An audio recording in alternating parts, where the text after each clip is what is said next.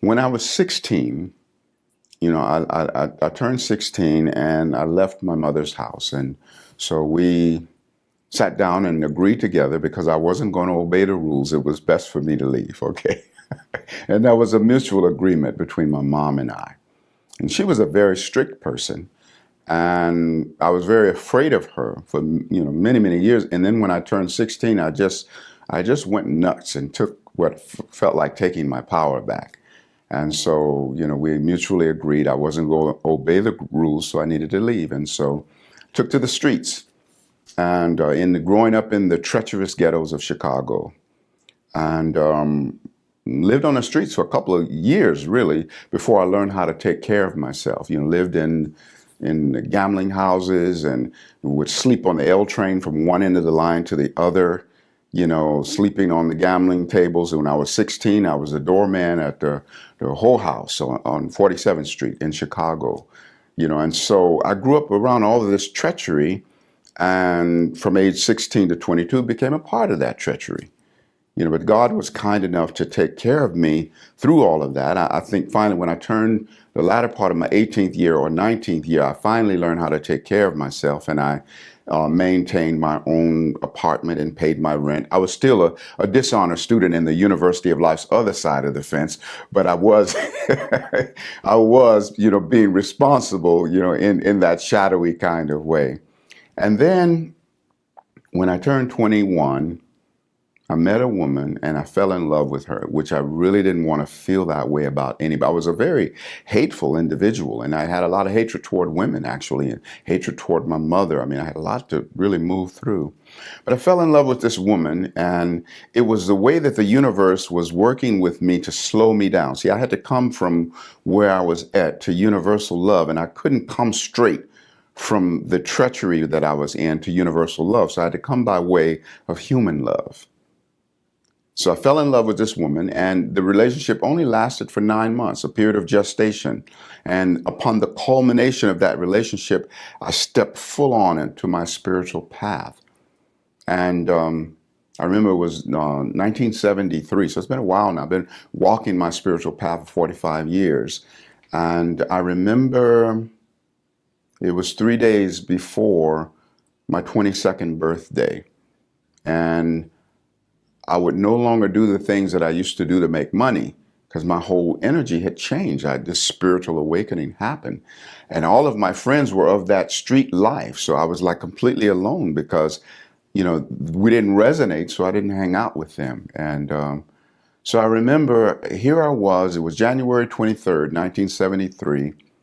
My rent was due. It was only $80. I had a little one room, space. It was $80 a month. I didn't even have that. I had $30 to my name, but I had this astrological chart done. And the chart kept saying I would benefit from an investigation of metaphysics and the occult, which I knew nothing about.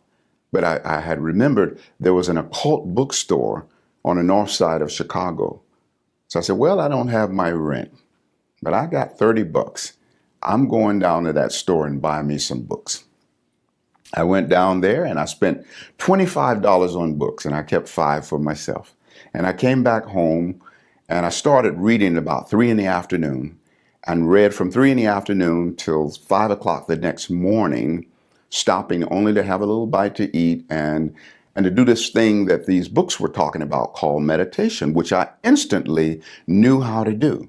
And everything that I read in these books, it was like, oh yeah, that's true, that's true, that's true, which I had always had this strange kind of knowledge and wisdom about myself, because for a long time I wasn't really scholastic. I dropped out of school, second year of high school, wind up getting my GED and getting, a semester of college just to show myself I could do it if I wanted to. Became a straight A student in that, but then discovered I'm not going to work for anybody. I'm being an entrepreneur, so I don't really need to do that. And so I let it go. But anyway, I just had this knowing. That's true, that's true, that's true, that's true. So it wasn't a questioning of the things that I was reading. It was just very matter of fact to me. So it was not like discovering something for the first time. It was like remembering something that I've always known. And so from there, I stepped onto my spiritual path and gave myself to the light into this path. My heart became full of love. In fact, it's probably good. I'll share with you the poem I wrote for that woman that I fell in love. I called her Mellow Mama. That was my nickname for her. So this poem I called Mellow Mama, and I said, once upon a time, I was very, very selfish, foolishly selfish with the gift of love. And then one day I met a little mellow mama who came to claim my love.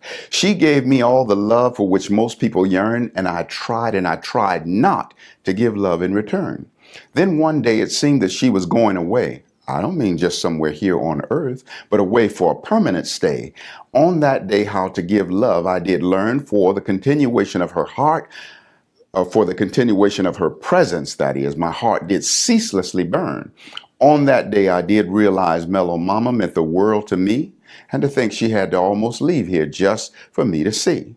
Through all of our relations, experiences, and endeavors, I was taught the lessons of love through pain, joy, and pleasure. Now I've learned how to truly love, and I did not know at first, for now not only do I love this little Mellow Mama, but I also love the whole universe. Thank you, Mellow Mama, for showing me the way to universal love, a love so deep, a love so high, a love from within and above, a love so powerful, a love so true, a love I learned through Mellow, Mellow You. So she was a great catalyst for me, because it was through falling in love with her, that things started to slow down enough for me to open my heart to the frequency of the light. And what's so beautiful when I look back at the times of treachery and all of that craziness, my heart is tender around anybody that I may have hurt. And at the same time, I just have absolute allowing and forgiving for myself, for the craziness. I'm grateful that it didn't last long. It was just from age 16 to 22. I call it my 6 years of insanity. And then the light came on. And so, I'm so honored to have been redeemed, to have come from that to this amazing being, Astarius Miraculii, that I am now. And with that being said, I also offer that kind of belief in every being. I believe that every being can be redeemed. And I think that it's important that we believe in each other in that way, because so often we don't believe that someone can be better. And then we become an accessory to their lack of betterment by offering our belief toward, the diminishment of who they are rather than the expansion into something greater. So I believe in the redemption of every being, and I encourage that we all believe that way, and that as a society we evolve and we grow and learn how to walk each other home together and make things better. Well, the didgeridoo came first. The didgeridoo came in 1995, and I had been playing a little bit of the drums, some congas and djembes, not real extensively. I never gave myself quite to the same extent to drums as I did to the didgeridoo. But I remember I was at a drum circle, and didgeridoo players were there, and so it was drums and didgeridoos. And then all of a sudden somebody said, okay, all the drums be quiet, and just didgeridoos. And so 6 didgeridoos were going off at one time. So that was my first experience of a live didgeridoo, is hearing. So I think God wanted me to really get the message. And so I decided I'm going to buy one of those. And I found a man that was a great maker, and I looked at some of his instruments, and I said, I'm going to get back with you in a couple of weeks, and I'm going to buy one of those. So in the course of that 2 weeks, I'm working a whole life expo in Santa Fe, which is where I was living at the time.